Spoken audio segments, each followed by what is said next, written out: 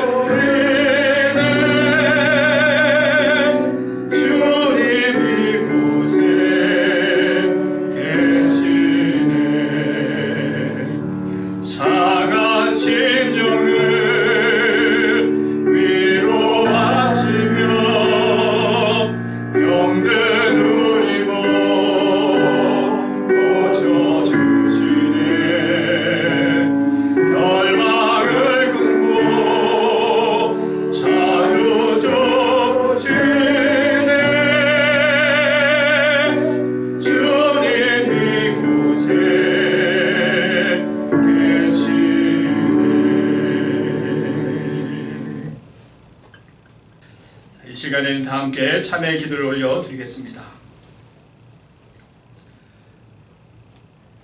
성도들이 드리는 진실한 회개를 받으시고 용서하기를 기뻐하시는 하나님 아버지, 그 자비하심을 의지하여 이 시간 저희들이 고백의 기도를 드립니다.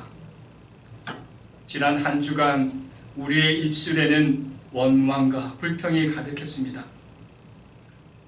조금만 어려운 일을 만나도 기도하는 대신에 단식하였으며 하나님이 아니 계신 듯 절망적인 생각과 행동을 하면서 살았습니다. 하나님의 말씀에 의지하여 견고한 믿음을 지키는 대신에 부평초처럼 세상 풍조에 떠밀리며 세월을 보냈습니다. 되돌아보면 우리의 생각도 행실도 모두 다 하나님의 뜻에 합당하지 못했습니다.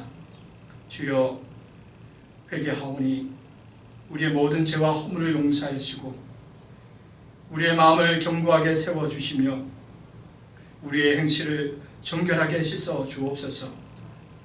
그리하여 하나님 앞에 예배자로서의 합당한 모습을 갖추게 하여 주옵소서. 아멘.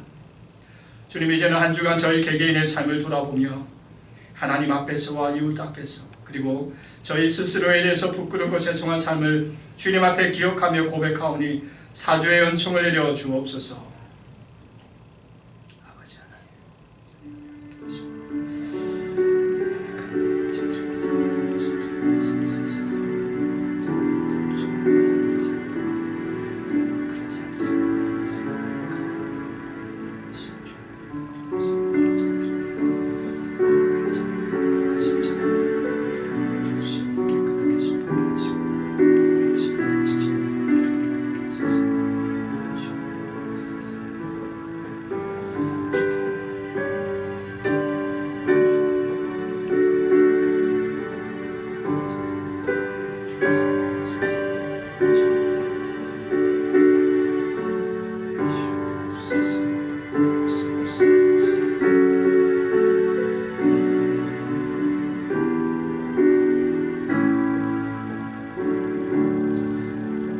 구하옵나니 주의 인자의 광대하심을 따라 이 백성의 죄악을 사하시되 애굽에서부터 지금까지 이 백성을 사하신 것 같이 사하시옵소서. 여호와께서 이르시되 내가 내 말대로 사하노라. 이제는 하나님께서 저희 허물과 죄를 들으시고 용서하여 준 것을 믿사옵고 사도들의 신조로 저희들의 신앙을 고백합니다. 나는 전능하신 아버지 하나님 천지의 창조주를 믿습니다. 나는 그의 유일하신 아들 우리 주 예수 그리스도를 믿습니다. 그는 성령으로 잉태되어 동정녀 마리아에게서 나으시고 본디오 빌라도에게 고난을 받아 십자가에 못 박혀 죽으시고 장사된 지 사흘 만에 죽은 자 가운데서 다시 살아나셨으며 하늘에 오르시어 전능하신 아버지 하나님 우편에 앉아 계시다가 거기로부터 살아있는 자와 죽은 자를 심판하러 오십니다. 나는 성령을 믿으며 거룩한 공교회와 성도의 교제와 죄를 용서받는 것과 몸의 부활과 영생을 믿습니다. 아멘. 모두 자리에 앉으셔서 찬송가 95장을 함께 찬양드리겠습니다.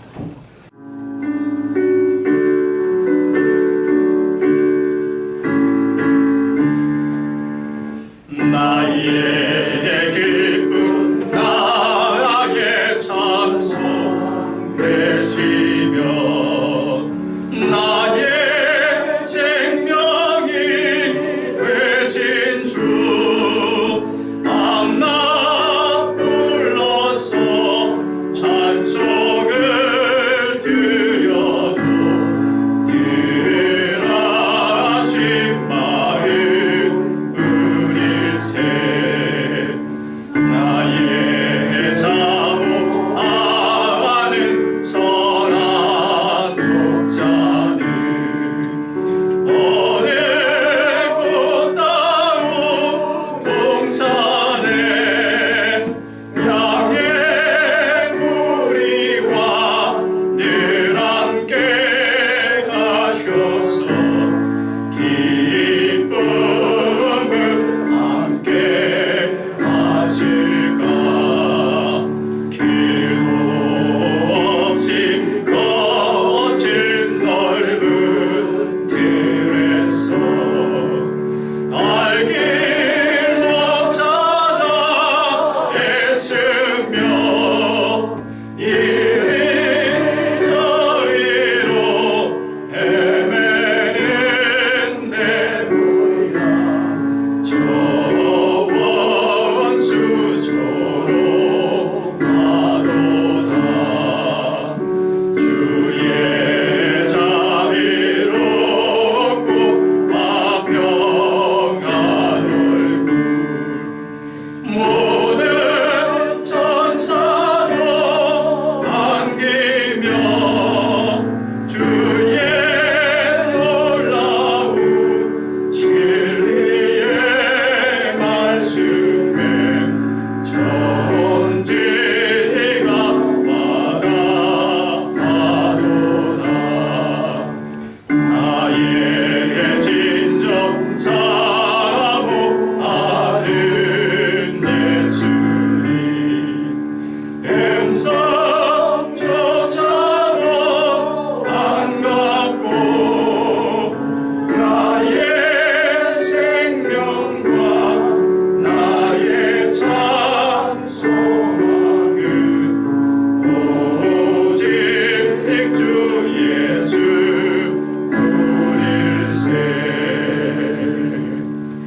아멘.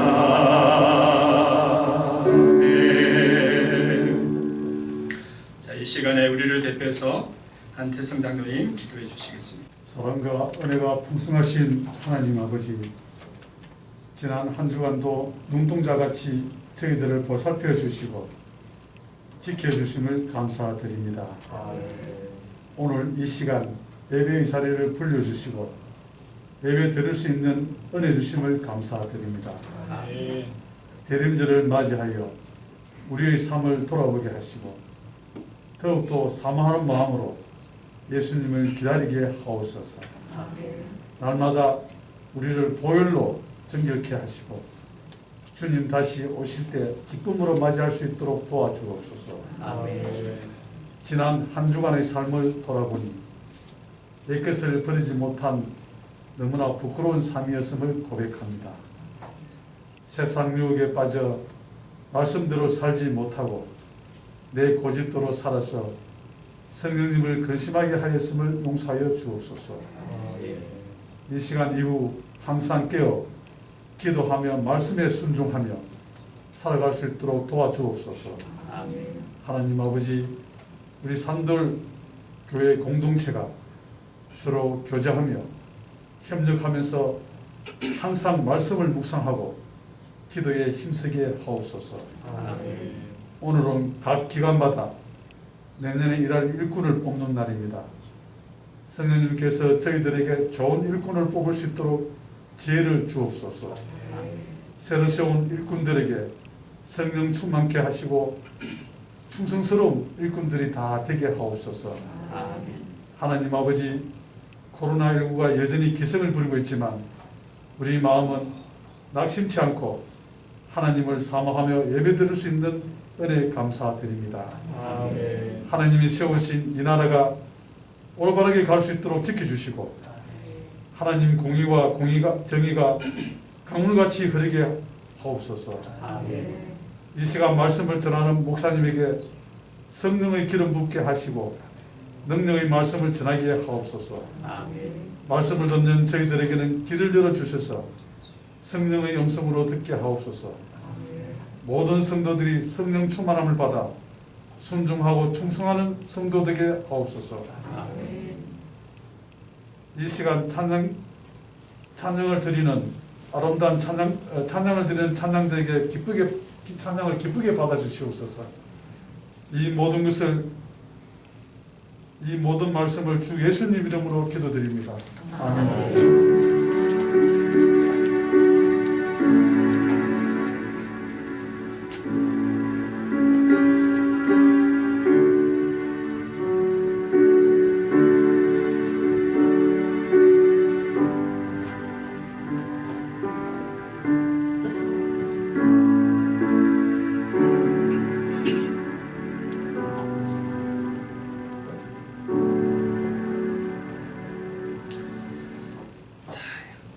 오늘 우리에게 주시는 하나님의 말씀은 신약성경입니다. 13쪽에 있습니다. 신약성경 13쪽 마태복음 9장 18절에서 26절까지의 말씀입니다.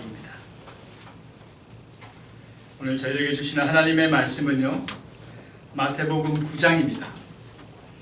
18절에서 26절까지의 말씀입니다. 이제 우리에게 주시는 하나님의 말씀을 받들어 제가 공격하겠습니다. 예수께서 이 말씀을 하실 때에 한 관리가 와서 절하며 이르되 내 딸이 방금 죽었사오나 오셔서 그 몸에 손을 얹어 주소서 그리하면 살아나겠나이다 하니 예수께서 일어나 따라가심에 제자들도 가더니 12해 동안이나 혀를 점으로 앓는 여자가 예수의 뒤로 와서 그 겉옷가를 만지니 이는 제 마음에 그 겉옷만 만져도 구원을 받겠다 함이라. 예수께서 돌이켜 그를 보시며 이르시되 딸아 안심하라 내 믿음이 너를 구원하였다 하시니 여자가 그 즉시 구원을 받으니라. 예수께서 그 관리의 집에 가사 피리 부는 자들과 떠드는 무리를 보시고 이르시되 물러가라 이 소녀가 죽은 것이 아니라 잔다 하시니 그들이 비웃더라. 무리를 보낸 후에 예수께서 들어가사 소녀의 손을 잡으심에 일어나는지라 그 소문이 그 온 땅에 퍼지더라. 아멘. 오늘 찬양대 찬양은 없습니다. 기도 은혜롭게 해주셨는데 장로님 너무나도 아쉽게 또 이렇게 찬양이 없어가지고 아쉽습니다. 참 이 조용했던 지금 울산의 코로나 확진자가 급속히 늘어나면서 여러분 한 주간 동안 마음에 불안함과 또 초조함이 또 여러분 마음속에 가득했을 거라는 생각을 합니다. 교회 나오시기까지 또 이렇게 이 시국에 예배를 드려야 되는지 또 말해야 되는지 참 많은 생각이 들었을 거라는 생각을 해봅니다. 왜냐하면 제가 한 주간 동안 참 여러분 마음처럼 참 많은 고민을 하고 또 기도하면서 이걸 어떻게 해야 되냐 하는 생각에 또 이렇게 마음을 또 하나님 앞에 기도하는 시간들을 많이 가졌는데 참 오늘 우리의 상황 가운데 뭔가 선택한다라는 게 쉽지 않은 상황인 것 같아요. 어떤 것을 선택하는지 참 그 선택 가운데 하나님이 함께 하신다면 우리는 그 선택에 참 믿음의 은혜가 충만할 줄 믿습니다. 특히 오늘 이 시간 참 쉽지 않은데도 불구하고 이 예배 자리에 나온 여러분 선택 가운데 하나님의 은혜와 복이 가득하시길 간절히 축복드립니다. 여러분 주중에 보니까 울산보다 더 심각한 이 서울 지역의 상황을 이렇게 자료를 보면서 또 유튜브에 올라오는 영상들을 보면서 봤더니 여러분 울산보다 더 심각한 서울에는 뭐 지금 예배를 잘 드리고 있더라고요. 물론 방역수칙에 철저하게 준수하면서 그들의 예배를 하나님께 올려드리고 있는 걸 봅니다. 방역수칙이 20% 제한하면 성도들은 불평하지 않고 제한된 자리에 딱 앉아서 예배를 드리는 거예요. 내 자리, 저 자리가 아니라 딱 필요한 자리에 딱 앉고 없으면 집에 가서 영상으로 예배 드리고, 뿐만 아니라 온라인 예배가 드려지면 온라인 예배로 또 하나님 앞에 영광 올려드리고, 그렇게 하면서 주일 예배뿐만 아니라 수요 예배도 드리고 금요 기도회까지 드리는 그런 교회들도 많이 있는 것을 보게 됩니다. 여러분, 우리 산돌교도요, 또 이 나라에서 지침하시는 이 방역 지침에 잘 철저하게 또 잘 지키고 있습니다. 또 이 자리 간격도 다 맞춰서, 또 우리가 드리는 예배 숫자가 맞는지 안 맞는지도 이 전체 예배 숫자의 20%가 맞는지 안 맞는지 보니까 맞아요. 그러니까 걱정하지 마시고 또 더 철저한 어떤 방역에 준수함에 예배를 드릴 수 있도록 또 준비할 테니까, 이 걱정하다 보면 마음의 병까지 오고 또 마음의 병이 오면 몸의 병까지 오니까 괜한 걱정하지 마시고 오히려 믿음의 길을 기쁨과 또 이 용기를 가지고 담대하게 나가면서 우리의 신앙을 견고하게 세워나갈 수 있는 우리 산돌의 권속들 다 될 수 있기를 간절히 축복드립니다. 네. 오늘 본문의 내용을 보면요, 두 가지 이야기가 나오잖아요. 하나의 사건인데 두 가지의 이야기가 나옵니다. 하나는 어떤 이야기가 나옵니까? 한 관리의 죽은 딸이, 그 죽은 딸을 예수님께서 살리는 이야기가 오늘 본문의 내용이 나옵니다. 그리고 마가복음에 보면 이 관리의 그 상황에 대해서 조금 더 언급하고 있는데, 그가 회당장으로서 야이로라고 이야기하고 있고 그 딸은 12살 된 딸이다라고 이야기하고 있잖아요. 그리고 다른 하나의 이야기는 어떤 이야기입니까? 12년 동안이나 혈루증을 앓고 있던 한 여인이 예수님한테 치유받는 이야기. 이 두 가지 이야기가 지금 하나로 나와 있습니다. 여러분, 오늘 본문의 이야기를 자세히 보면 한 사건이 쫙 흘러가는 그 과정 속에서, 한 사건 속에서 어떤 사건이 또 다른 사건이 그 속에 딱 포함되어 있어요. 여러분, 이 성서학자들은 이것을, 이 이야기의 형식을 뭐라고 이야기하냐면 이 샌드위치 기법이라고 이야기합니다. 샌드위치 기법. 여러분, 샌드위치 드셔보셨어요? 네. 맛있죠? 네. 샌드위치 어떻게 만듭니까? 네, 빵 좋아하시는 분들 샌드위치 어떻게 만들어요? 내가 좋아하는 빵을 밑에 하나 쫙 먼저 맛있게 깔아 놓습니다. 그러고 난 다음에 또 어떻게 합니까? 그 위에다가 내가 좋아하는 야채를 또 올리고, 거기다 또 햄이나 고기를 딱 올리고, 또 거기에 또 마음에 또 감동이 오는 사람들은 내가 좋아하는 소스를 쫙 올려가지고 마지막에 어떻게 해요? 마지막에 빵을 딱 덮어가지고, 내가 지금 밥도 안 먹고 왔는데 자꾸 빵 이야기하니까 군침이 돌고 배가 살살 고파오시는 분들 죄송합니다. 그렇게 이 샌드위치를 딱 완성하면은 이 샌드위치가 얼마나 맛있는지 모릅니다. 근데 더 맛있는 이유는 이 빵 속에 있는 이 각각의 재료들과 이 빵이 같이 어우러지면서 그 맛이 배가 되어진다는 거예요. 그리고 뿐만 아니라 이것을 먹으면서 빵만 먹을 때에는 얻을 수 없는 영양분을 갖다가 골고루 섭취할 수 있는 좋은 효과가 있다는 거예요. 여러분, 이처럼 오늘 본문도 이렇게 보시면 은혜가 됩니다. 오늘 본문도 이 샌드위치를 먹듯이 내용을 바라보면서 이것을 읽어내면 바로 하나님의 주신 은혜가 배가 된다는 거예요. 이 빵과 같은 이야기, 한 관리인의 이야기가 빵처럼 양쪽으로 딱 포장되어 있잖아요. 그리고 그 속에서 어떤 이야기가 나옵니까? 바로 예수님께 이 혈루병을 치유받는 여인이 안에 야채, 채소와 또는 고기처럼 안으로 딱 들어와 있는 이 모양을 상상 한번 해보세요. 그런 모양의 이 이야기, 바로 이 이야기가 샌드위치처럼 만들어져 있는 이 이야기를 바로 그 샌드위치를 먹는 것처럼 읽어보면 이 각각의 이 내용들이 바로 서로의 어울림을 통하여 하나의 통합된 맛을 만들어내고 있다는 거예요. 그래서 이 샌드위치 모양의 이야기를 통해서 우리에게 크게 두 가지의 맛을 느끼게 하는데요. 첫 번째 맛은 무슨 맛이냐면 바로 인간의 이 실존적인 상황을 이야기해 준다는 거예요. 여러분, 우리의 삶은 이 문제들의 연속 아닙니까? 그냥 하나의 문제가 끝나면 끝나는 게 아니라 하나가 생기면 또 생기고 또 하나는 또 다른 문제와 연결돼 가지고 그게 연장으로 계속해서 우리를 힘들게 하는 게 오늘 우리의 삶의 모습이라는 거예요. 우리가 가진 문제는 한 가지 문제로만 끝나지 않습니다. 그 문제는 또 다른 문제와 연계되어서 우리를 계속해서 어렵게 만들고 힘들게 만든다는 거예요. 이걸 쉽게 이해할 수 있는 게 오늘 요즘 우리가 당하고 있는 이 코로나의 상황을 보면 돼요. 여러분, 코로나19가 우리의 건강과 또 생명을 위협하는 그것만으로 끝나지 않잖아요. 코로나19로 인해서 사회적 거리두기를 계속해서 지속하다 보니까 우리의 가정과 또 우리 사회가 경제적으로 얼마나 어려움을 당하고 있습니까? 특별히 사람들이 이동 제한을 당하고 또 식당의 영업 시간들이 제한당하다 보니까는 이 제대로 된 경제 활동을 할 수 없는 거예요. 그래서 우리 자영업자들 또 소상공인들이 참 심각한 타격을 받으면서 고통스러워하고 답답해하는 오늘 우리들의 모습을 봅니다. 근데 문제가 여기로만 끝나느냐? 또 그것도 아니라는 거예요. 사회적 거리가 계속되다 보니까 사람들 심리 속에 이게 마음적으로 영적으로 좀 지쳐간다라는 거예요. 그렇게 또 이게 지쳐가다 보니까는 이 누적된 이 피로감 때문에 사람들이 이 감정에 이걸 컨트롤할 수 없어가지고 쉽게 작은 문제인데 불구하고 옆 사람에게 그냥 평소에는 넘어갔던 문제인데 이 쌓인 피로 때문에 이 분노가 폭발하고 있는 오늘 우리들의 사회의 모습을 봅니다.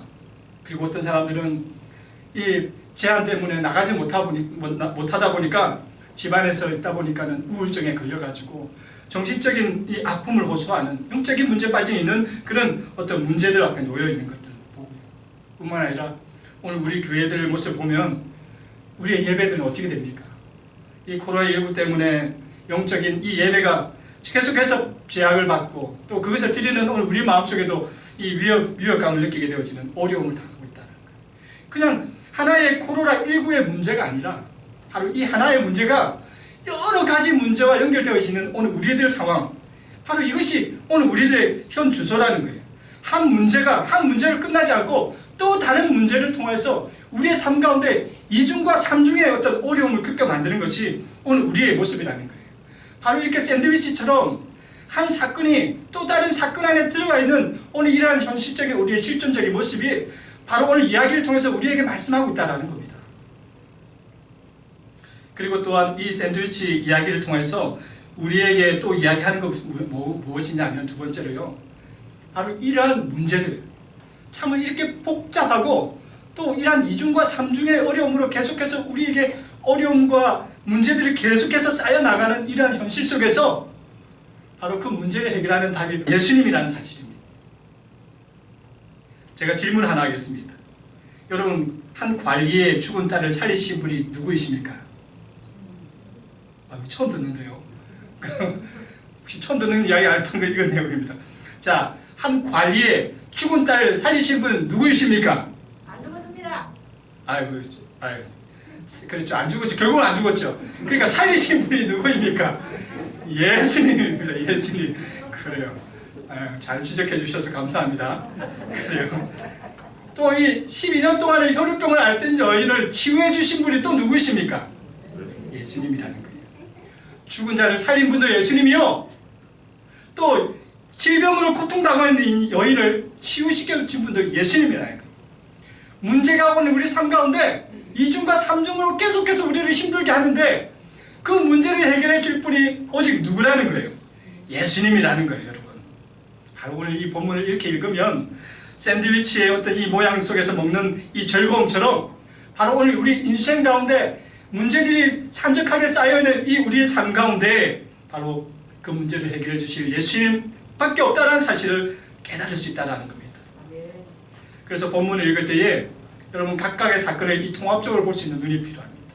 그 하나하나의 사건이 아니라 이 사건을 하나의 끝으로 딱 바라보면서 이것을 내 영적인 것으로 먹을 수 있는 것, 이렇게 보다 보면 바로 이 샌드위치를 통하여 통합적인 맛을 느끼면서 하나님의 은혜를 배로 느낄 수 있다라는 겁니다. 여러분, 우리 인생의 문제 앞에 여러 가지 문제들이 있습니다. 그렇다면 바로 이 인생의 문제에 그 해답이 되시는 분이 누구이십니까? 바로 예수님이라는 겁니다. 예수님이 좀 믿으십니까? 네. 그렇습니다.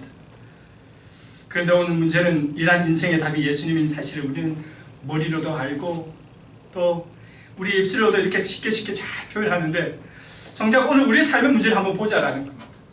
문제가 생겼을 때에 우리의 삶의 자리에 문제가 생겼을 때에 정말 그 문제의 답이 되신 예수님을 찾아가시냐라는 겁니다.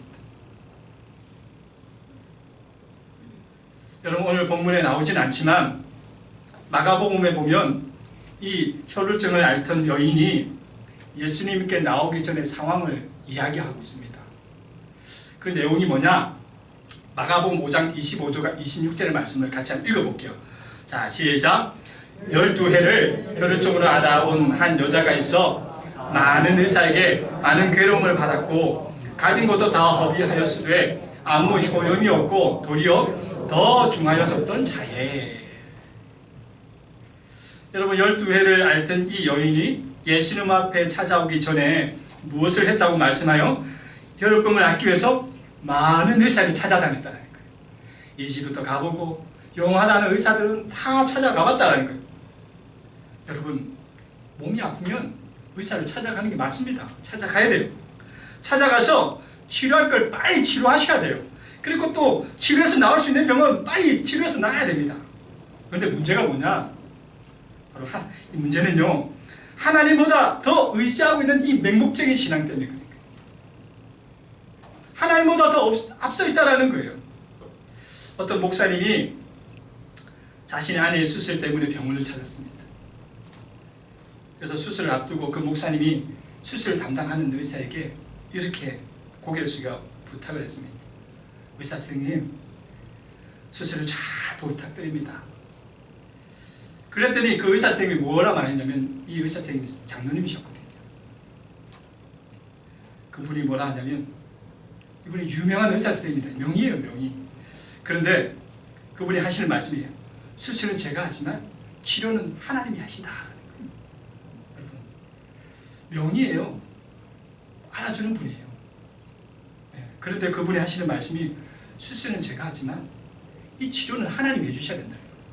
여러분, 명의, 정말 이분이 하신 명언 아닙니까, 여러분? 의사가 수술하지만 그것을 치료하는 것은 하나님이라는 거예요. 우리 문제들 속에는 여러분, 세상적인 방법으로 해결할 수 없는 문제들이 있다는 겁니다. 그런데도 우리가 이러한 문제들까지도 우리가 어떻게 합니까? 내가 해결해 보려고 하는, 내가 해결해. 그러다가 우리가 무엇을 당합니까? 고통만 더 당하고 괴로움만 더 당한다는 거예요. 여러분, 세상 방법을 해결하려고 많은 의사를 찾았던 이 혈루병 여인을 한번 쳐다보십시오. 오히려 그의 삶은 고통과 괴로움이 더 많아졌다는 겁니다. 물론 이 여인이 고통을 당하는 것, 그래서 의사를 찾은 것은 본능이죠, 본능. 당연하죠. 아픈데 의사 선생님 찾아야죠. 그러나 바로 이러한 우리의 연약함과 우리 아픔 속에서 우리에게 필요한 것은 뭐냐면, 바로 이 문제 속에서 우리가 지혜가 필요하다는 거예요. 믿음의 결단이 또한 필요하다는 겁니다. 결국 여자는 언제 의사 찾아가도 소용없다는 사실을 깨닫게 되었습니까? 26절에 보니까 가진 거 다 허비하고 아무 효용이 없고 또 도리어 더 그 몸이 중하여졌던 차에 예수님을 꼭 찾는다는 거예요. 이것은 혈루병을 앓는 여인의 만의 문제는 아닙니다, 여러분. 오늘 우리들의 모습이기도 하잖아요. 여러분, 문제를 내 힘으로 해결할 수 없는 상황에 놓였을 때 우리는 어떻게 합니까? 여러분은 어떻게 하세요? 예수님을 찾고 계십니까? 예수님을 먼저 부르짖습니까? 오늘 제 자신을 돌아보고 우리의 삶을 돌아보면 대부분이 그러지 못하라고 있다는 거예요. 머리로는, 입술로는 우리의 문제 해결해 주시는 분이 예수님이라고 그렇게 이야기하고 고백하고 인정합니다. 그러나 실제 우리의 모습 속에서는 먼저 내가 하는 방법을 찾잖아요. 어려움이 찾아오면 예수님한테 다리 가는 것이 아니라 내가 어떻게 해보려고, 내가 그것을 찾아 해결해 보려고 나서지 않습니까? 그래서 막연한 희망의 지푸라기를 한번 잡아보려고 발부둥 치는 게 오늘 우리들입니다. 그런데 결국 그 지푸라기마저 끊어져 봐야 우리는 비로소 그것이 지푸라기밖에 안 된다는 사실을 깨닫게 된다는 겁니다. 그러는 사이 우리는 마음고생, 몸고생을 다 하는 그런 상황에 직면하게 된다는 겁니다. 여러분, 한 맹인이 산길을 걸어가다가 발을 헛디뎌가지고 언덕을 굴렀습니다. 얼마나 굴렀는지 이리저리 부딪혀가지고 겨우 붙잡은 게 뭐예요? 나뭇가지를 다 붙잡았습니다. 그래서 이제 발버둥 탁탁 일어나라고 발버둥 치는데 이 다리 밑에서 아무도 뭐 걸리는 게 없는 거예요. 아니, 큰일 났구나. 큰일 났구나. 지금 여기서 나가 가지만 붙잡고 이렇게 버티고 있는데 지금 낭떠러지구나 라는 마음속에 아주 마음에 낙심하면서 이 산중에 아무도 없어서 마음속으로 이렇게 부르짖다. 하나님께 부르짖다. 하나님, 나 좀 살려주세요. 그랬더니 하나님 소리가 탁 들린 거예요. 얼마나 놀랐는지.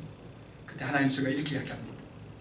아들아, 그 잡은 거 놓아라.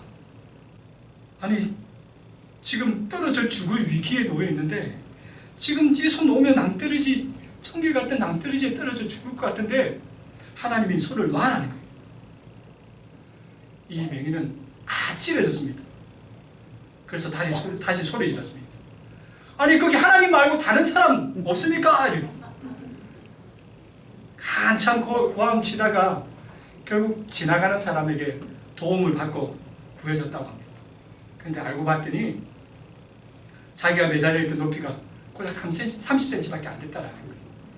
고작 그거 가지고 살아나려고 발버둥 쳐고 있다는 거예요. 여러분, 맹인이 하나님의 말씀을 먼저 듣고 손을 놨다면 고생하지 않았을 거예요. 빨리 그의 문제를 해결받았을 겁니다.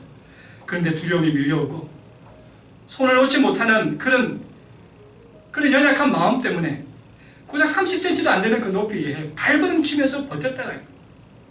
그렇게 고생하고 걱정하면서 버텼다는 겁니다.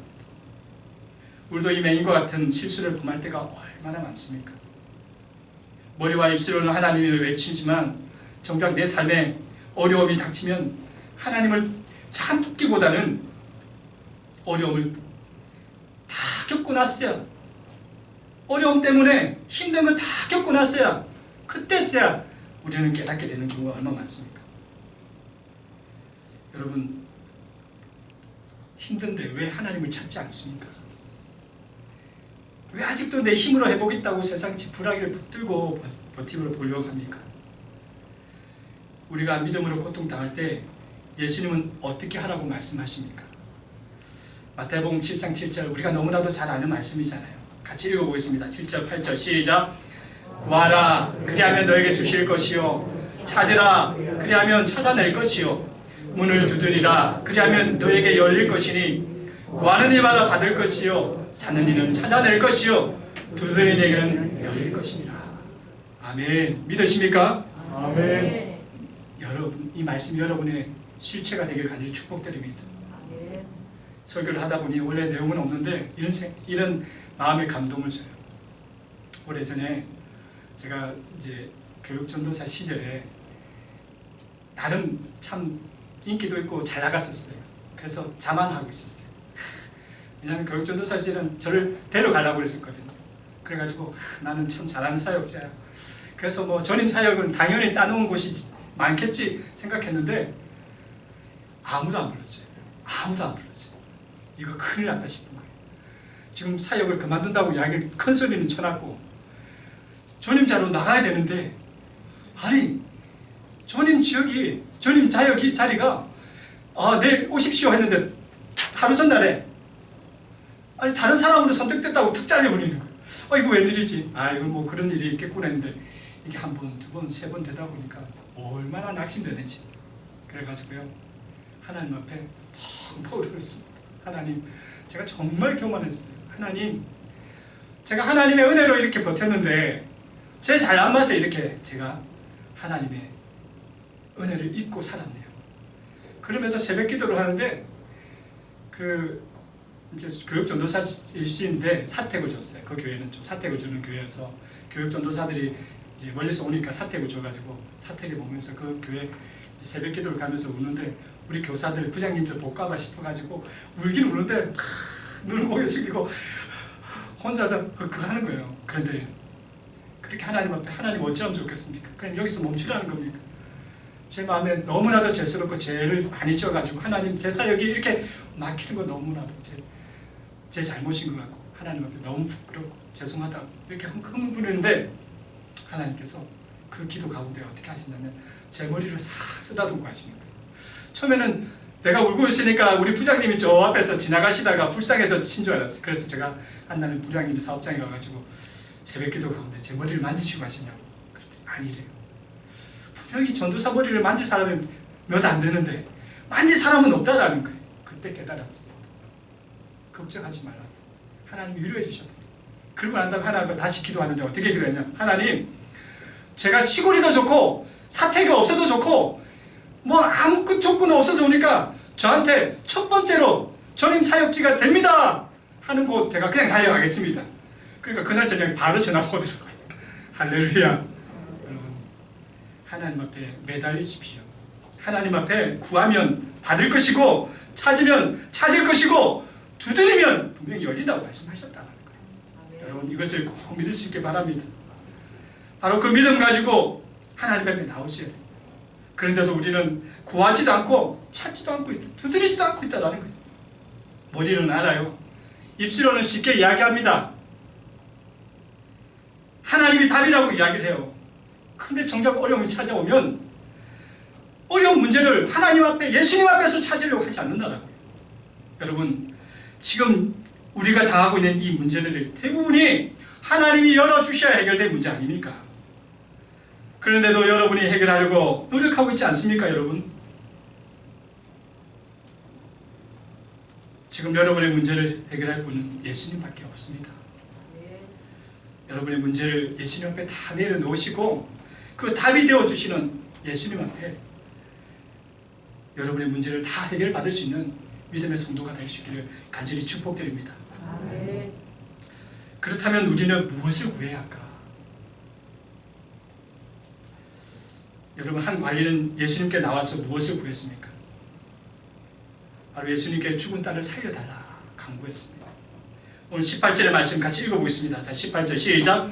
예수께서 이 말씀을 하실 때에 한 관리가 와서 전하며 이르되 내 딸이 방금 죽었사오나 오셔서 그 몸에 손을 얹어 주소서. 그리하면 살겠나이다. 그리고 혈루증을 앓던 여인은 무엇을 기도하고 있습니까? 그냥 12년 동안 앓고 있던 그 혈루증, 내 몸에 있는 질병 낫게 해달라고 기도하지 않습니까? 오늘 본문 20절, 21절 같이 읽어보겠습니다. 자, 시작. 12해 동안이나 혈루증으로 앓는 여자가 예수의 뒤로 와서 그 겉옷을 만지니 이는 제 마음에 그 겉옷만 만져도 구원을 받겠다 함이라. 아멘. 우리가 구해야 할 것을 너무 특별하게 생각하지 마세요. 너무 어렵게 생각하지 마세요. 지금 우리의 구할 것은 간단하고 쉬운 겁니다, 여러분. 지금 내가 힘들어하고 있는 이 고통의 문제, 이 슬픔의 문제, 그냥 그것을 예수님 앞에 가지고 나오면 된다는 거예요. 야고보서 5장 13절에 뭐라고 이야기하느냐? 같이 읽겠습니다. 시작. 너희 중에 권하는 단어가 있느냐? 그는 기도할 것이요. 특별한 사람만 예수님께 기도하고 구하는 게 아닙니다, 여러분. 그냥 고난만 당하면 누구나 예수님 앞에 나와가지고 예수님 살려주세요. 예수님 도와주세요. 예수님 이 문제 해결해주세요. 그렇게 기도하면 된다고 말씀하는 거예요. 여러분, 다윗이 승리의 인생을 살았잖아요. 그 승리의 인생을 살았던 다윗을 보면 그가 승리할 수 있을 수밖에 없던 비결이 하나 있습니다. 그것이 무엇이냐? 그가 문제가 생길 때마다 하나님 앞에 매달렸다는 거예요. 어느 날 사울에게 쫓기고 있을 때에 이 다윗이 블레셋 군대가 이스라엘의 지역에서 이 타작마당에서 이 약탈해 갔다는 소식을 들어요. 여러분, 사무엘상 23장 1절의 말씀 같이 읽어보겠습니다. 자, 시작.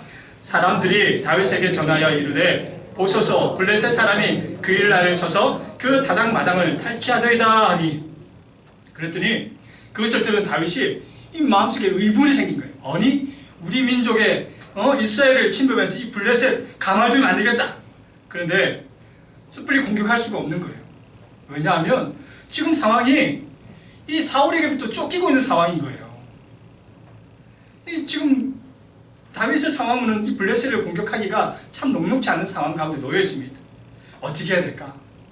선택의 길에서 이 공격하기에는 지금 사울이 나를 죽일 것 같고, 또 지금 쫓기고 있는 상황인데 내 어떤 병력도 지금 제대로 꾸리지 못한 상황에서 블레셋과 전쟁한다라는 게 만만치 않은 그런 어떤 위기 속에서 무엇을 선택했을까요? 쉽습니다. 무엇을 선택합니까? 기도를 선택했다는 거예요. 한 분이 아니라 두 분 하는데 첫 번째 기도를 한번 들어보겠습니다. 자, 2절 말씀 같이 읽어보겠습니다. 시작. 이에 다윗이 여호와께 묻자와 이르되 내가 가서 이 블레셋 사람들을 치리이까? 여호와께서 다윗에게 이르시되 가서 블레셋 사람들을 치고 그 일날을 구원하라 하시니, 그렇게 하나님 앞에 감동을 받았는데 옆에 있던 사람들이 뭐냐면 지금 이 상황에서 지금 블레셋과 싸워야 되냐는 거예요. 지금 위기가 찾아왔는데 지금 우리 형편도 지금 사울에서 쫓겨가지고 위기인데 지금 여기서 블레셋과 싸울 수 있냐는 거예요. 그래서 두 번째 또 기도를 합니다. 그래도 하나님께서 싸우라고 이야기하십니다. 그래서 어떻게 했습니까? 싸우러 나갔어요. 그랬더니 어떻게 해주셨죠? 하나님이 이기게 해주셨다라는 겁니다.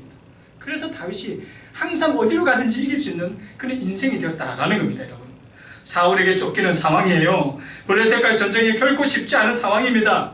그런 상황이었는데 어떻게 해야 될지 답답한 다윗의 마음, 그냥 인간적으로 생각하고 그냥 결정한 것이 아니라 하나님 앞에 기도하며 나갔더니 하나님이 바로 그 기도를 통하여서 이길 수 있는 길을 열어주셨다라는 겁니다.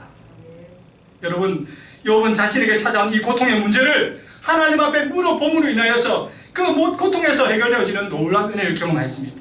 히스기야는 죽을 병에 걸렸어요. 너 얼마 안 있으면 죽어. 그래서 그는 벽을 향해 벽을 붙들면서 기도하였습니다. 병명 기도를 했다라는 거예요. 그랬더니 하나님은 그 기도를 통하여 죽어야 될 히스기야를 살려주시는 은혜의 주인공이 되어졌다는 겁니다.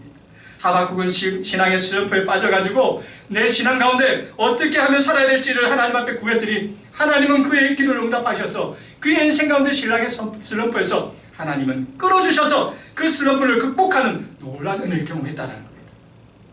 요한복음 16장 23절 24절에 예수님께서 이렇게 말씀합니다. 같이 읽어보겠습니다. 자, 시작. 내가 진실로 진실로 너에게 이르노니 너희가 무엇인지 아버지께 구하는 것을 내 이름으로 주시리라. 지금까지는 너희가 내 이름으로 아무것도 구하지 아니하였으나 구하라 그리하면 받으리니 너희 기쁨이 충만하리라. 할렐루야. 하나님은 믿음의 성도가 주님 앞에 힘들고 어려운 것을 토하고 기도할 때에 하나님은 그것을 응답 가운데 주실 줄 믿습니다. 그런데 그냥 주시느냐? 그냥 주시는 정도가 아니라 기쁨과 충만이 넘치도록 흘러주신다라는 거예요. 여러분, 이것을 꼭 믿기 바랍니다. 여러분이 가지고 있는 문제가 무엇인지는 알 수 없지만 여러분, 그 문제를 가지고 예수님 앞에 나오시라는 거예요. 그러면 그 예수님께서 뭐 하시겠다라는 거예요? 내 이름으로 주겠다라는 겁니다. 그냥 주시는 것도 아니고 바로 그것을 통하여 기쁨과 충만이 넘치는 은혜로 너에게 주시겠다 말씀하고 있다는 겁니다. 예수님께서 여러분의 문제를 해결해 주실 유일한 답임을 믿음으로 고백하며 살아갈 수 있는 복된 성도가 되시기를 간절히 축복드립니다. 아멘. 오늘 한 관리와 혈루증에 고생하던 이 여인이 참 지혜로운 이유가 있습니다. 그것이 무엇이냐?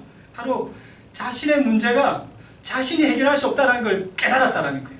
지금 자기가 가지고 있는 이 문제, 그걸 빨리 해결할 수 없다라는 것을 깨닫고 하나님 앞에 나오는 사람이 복되다라는 거예요. 지혜로운 성도는요, 자신의 문제를 먼저 하나님 앞에 빨리 가져오는 사람입니다. 여러분, 딸의 죽음을 바라보면서 한 관리는 무엇을 생각합니까? 18절의 말씀 다시 한번 읽어볼게요. 자, 18절 시작. 예수께서 이 말씀 하실 때에 한 관리가 와서 절하며 이르되 내 딸이 방금 죽었사오나 오셔서 그 몸에 손을 얹어 주소서 그리하면 살아나겠나이다 하니. 무슨 말이에요? 딸의 죽음을 바라보는 관리는 우리 손으로서 해결할 수 없는 거예요. 예수님께서만 해결할 수 있다는 거예요. 그래서 예수님 빨리 오셔가지고 우리 딸에게 손만 얹어주라. 그러면 살아난다는 거예요. 뿐만 아니라 혈루병에 걸렸던 여인은 뭐라고 이야기합니까? 21절 같이 읽어보겠습니다. 시작. 이는 제 마음에 그 겉옷만 만져도 구원을 받겠답니다. 예수님 앞에 나오면 세상 사람들은 할 수 없고 세상의 명이라고 하는 사람들은 고칠 수 없는 그것도 예수님 앞에 나와서 그 옷자락만 만져도 치료할 수 있다라는 믿음의 확신으로 예수님 앞에 나왔다라는 거예요.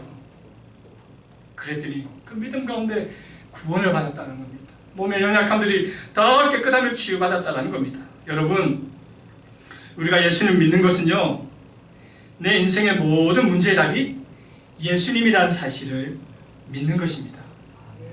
그리고 내가 믿는 그 믿음처럼 우리에게 찾아오는 문제들 앞에서 바로 그 문제들을 예수님 안에서 해결해 나가는 거예요.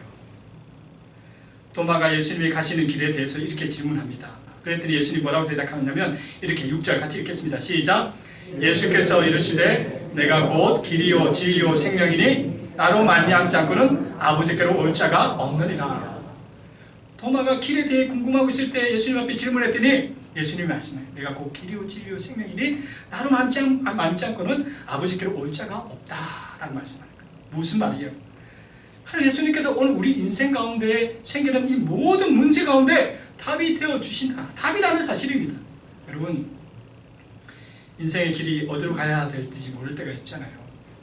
학생들은 진로의 문제 때문에 어디로 가야 될지 모를 때가 있고, 직장인들은 취업 문제 때문에 어디로 가야 될지, 또는 결혼 문제 때문에 어디로 가야 될지, 때로는 사업의 문제 때문에 어디로 가야 될지 잘 알 수 없는 오늘 우리 상황이 놓입니다. 그럴 때에 예수님께서 뭐 되어주겠다는 거예요? 내가 길이 되어주니 너희는 나 따르라는 거예요, 여러분. 뿐만 아니라 예수님은 또한 무엇이 되어준다는 아닙니까? 오늘 인생의 답답한 선택 가운데 어떤 것을 선택해야 될지 모르고 지금 마음에 못하고 있을 때에 하나님은 오늘 우리에게 참된 진리가 되어주겠다는 거예요. 너희가 어떤 것을 선택하도 하나님의 진리를 선택할 수 있는 방법을 줄 테니까 따라오라는 거예요. 거기에다가 생명의 문제로 고통당하고 어려움 당할 때에 그 문제에도 너희가 못하지 말고 예수님을 따라오라는 거예요. 그러면 내가 너희들 그 생명의 문제로 고통당하고 있는 그 문제 앞에서 참된 생명의 주인이 되어주시겠다. 오늘 우리에게 말씀하고 있는 겁니다. 예수님은 우리의 진정한 생명의 주인이 되어주십니다. 여러분, 예수님이 답입니다. 말씀을 정리하겠습니다. 예수님은 우리의 인생이 당하는 문제를 해결하기 위해서 이 땅에 육신의 옷을 입고 내려오셨습니다. 예수님은 우리의 어떤 문제도 해결하고 어떤 문제를 해결하지 않는 그런 분이 아니십니다. 예수님은 오늘 우리가 가진 모든 문제를 해결해 주실 충분한 능력을 가지고 계시는 분이시라는 겁니다. 지금 우리를 힘들게 하는 많은 문제들이 우리의 삶 가운데 상적해 있고, 그리고 이 문제들을 우리는 이 문제들 때문에 숨가파하면서 쉴 수 없는 고통 가운데 우리는 머물러 있습니다. 더 큰 문제는 이것을 우리가 해결할 수 없다라는 것, 그런 해결할 능력이 우리에게 없다라는 겁니다. 이것이 오늘 우리가 살아가는 오늘 우리의 실존적인 현실의 모습이라는 거예요. 이렇게 우리의 절박한 실존적인 상황 문제들이 우리를 힘들게 할 때에 여러분, 세상의 지푸라기를 잡으려고 애쓰지 마시고 주님 앞에 큰 마음을 가지고 내려오셔서 하나님 앞에, 예수님 앞에 그 삶의 문제의 답을 찾을 수 있는 은혜가 우리에게 있길 간절히 축복드립니다. 여러분의 삶을 힘들게 하는 이 수고하고 무거운 짐들을 예수님 앞에 다 내려놓으시면 예수님은 여러분의 어떤 짐도 외면하지 않으시고 다 받아주실 분입니다. 다 받아주시는 것뿐만 아니라 우리를 예수님 안에서 참 쉼을 허락해 주실 거라는 겁니다. 오늘도 우리의 모든 문제의 답이 되시는 예수님을 통해 다시 힘을 얻는 사랑하는 산돌의 모든 권속들 될 수 있기를 간절히 축복드립니다. 기도하겠습니다. 주님, 오늘도 주님의 귀한 말씀 속에서 오늘 연약한 저희들의 삶을 돌아봅니다. 하나님, 오늘도 우리가 주님 앞에서 우리의 삶의 문제를 내어놓고 예수님 안에서 답을 찾아갈 수 있도록 하나님 도와주시옵소서. 그런 믿음의 은혜가 우리의 삶 가운데 하나님의 신앙의 간증으로 나누게 하여 주시옵소서. 감사드리며 예수님의 이름으로 기도드립니다. 아멘. 이 시간 모두 자리에 일어나셔서 620장을 찬양 드리면서 주님이 주시는 믿음의 그 은혜로 결단하며 나가겠습니다.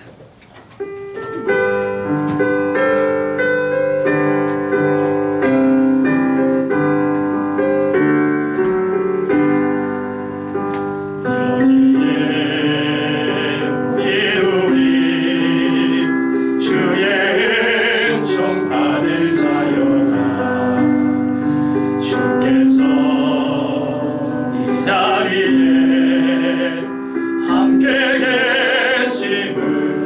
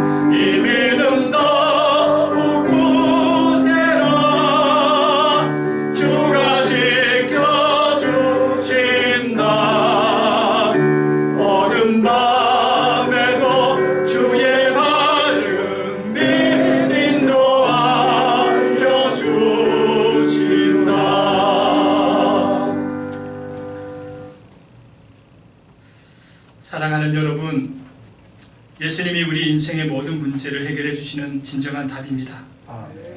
그 예수님을 꼭 붙드시면서 믿음의 답을 찾아갈 수 있는 복된 성도가 되시길 간절히 소망합니다. 이제는 우리 주 예수 그리스도의 은혜와 하나님의 지극하신 사랑과 성령님의 교통하심이 오늘 우리에게 찾아오는 인생의 문제들 앞에서 좌절하고 넘어져 있는 믿음의 성도들이 이제는 그 문제들을 답이 되시는 예수님 붙들고 살아가길 원하며 결단하는 그들의 머리 위에 지금부터 영원까지 함께 하시기를 간절히 축원하옵나이다. 아멘.